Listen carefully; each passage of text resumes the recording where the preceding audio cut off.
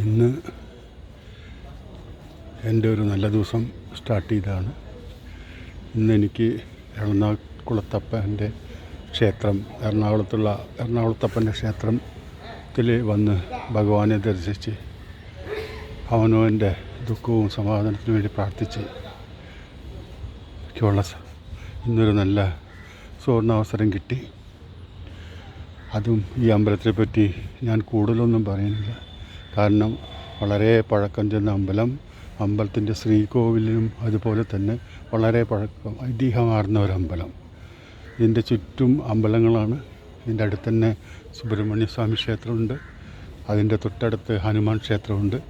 വളരെ ഫേമസ് ആയതാണ്. അതുകൊണ്ട് ഞാൻ ഇതിനെപ്പറ്റി കൂടുതൽ പറയില്ല. പക്ഷേ എറണാകുളത്ത് വരുമ്പോൾ വന്ന് തൊഴണം. കാലത്ത് 4 മണി തൊട്ട് 11 മണി വരെയുണ്ട്. വൈകുന്നേരം 4 തൊട്ട് 8 മണി വരെയുണ്ട്.